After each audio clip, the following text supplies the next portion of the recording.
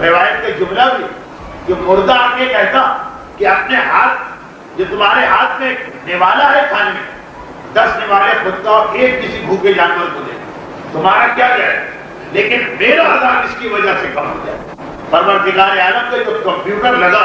وہ اتنی چھوٹی چھوٹی بات کو بھی فوراً محسوس کر کے پہنچا دیتا۔ اور بل 2 باتیں آئی ہیں۔ نمبر 1، بڑی بڑی نیکیاں اگر کر سکو تو کیا کریں، لیکن اگر کوئی بڑی نیکی نہیں کرنا چاہتا، یا طاقت نہیں یا موڈ نہیں، اب نیکیاں بھی تو موڈ کی محتاج، تب بھی کہا کہ ضرورت نہیں چھوٹی نیکی۔ آپ چل رہے ہیں راستے میں، ایک پتھر آپ کو نظر آئے، آپ نے پتھر کو ویسے ہی ہٹا دیا، لیکن اگر اسی وقت یہ خیال آ جائے کہ اس کا ثواب خدا میرے غلام اور رشتے دار کو دے، تو یہی ایک چیز اس کے لیے کتنی فائدے مند بنے، وہ نیکی کا آپ کو کرنا ہی۔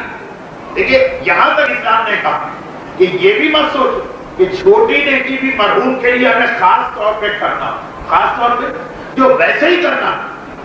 جیسے ہم نے کہا مثال کی آپ کو کہ ایک پتھر پڑا آپ نے ہٹا دیا، عادت کے تحت ہٹا دیا، لیکن اگر اسی کا ثواب آپ نے نیت کر کے مرحوم کو پہنچا دیا، آپ کا کیا کرے، آپ کا نقصان کیا ہو؟ لیکن اس مرنے والے سے پوچھئے کہ اسے کتنا فائدہ ہوا۔ عادت کے تحت جو آپ کام کرتے ہیں اسے بھی نیکی بنا سکتے ہیں۔ یہی تو اسلام کی خوبی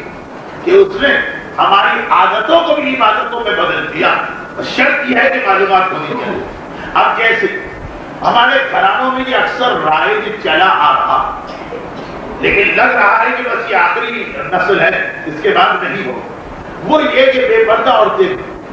اذان کی آواز آتی ہے تو سر پہ دوپٹہ ڈال لیتے، لیکن اب بہرحال کم ہوتا جا رہا، اگلی نسلوں کو یہ پتہ بھی نہیں چلے کہ معاذ اللہ اذان کی آواز اور گانے کی آواز میں کیا فرق ہوتا، لیکن ابھی تک کچھ اچھا یہ بہرحال ایک نیکی ہے۔ اگر یہ دوپٹہ جو ویسے ہی ڈالنا ہی ڈالنا، یا مثلا فاتحہ وغیرہ کا موقع ہو گیا، روزے میں آ گئی،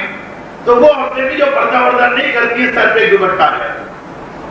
تو اب اگر اسی وقت یہ نیت ہو جائے کہ اتنی سی جو میں نے نیکی کی اس کا ثواب غلام مرحوم کو مل جائے، ہمارا کیا؟ یہ کام تو ہمیں کرنا ہی کرنا، لیکن اس مرنے والے کے دل سے پوچھیے اس کے لیے آج کا دن عید کر دیں، اسی وقت اسی لمحے اس کو اطلاع مل جاتی۔ اور کس طرح اطلاع ملتی؟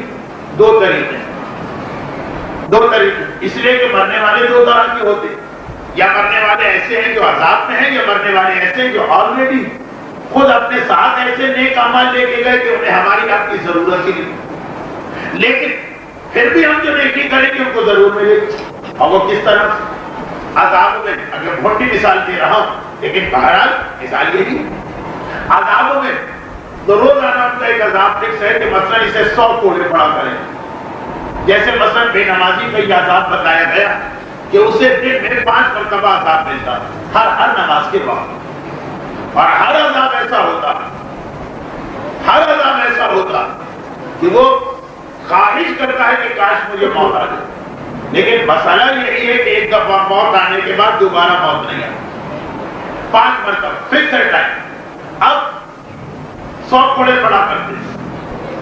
آج 99 پڑتے، اب یہ انتظار کر رہا ہے نا، گناہگار عذاب انتظار کر رہا ہے کہ 99 میں 100 کہاں گئے، گھبرا کے پوچھا فرشتوں سے وہ 100 کہاں گئے،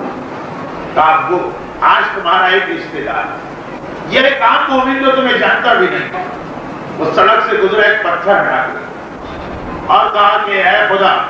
مثلا اس سامنے والے قبرستان میں جتنے مرحومین ہیں اس کا ثواب، یہ اس کا ثواب۔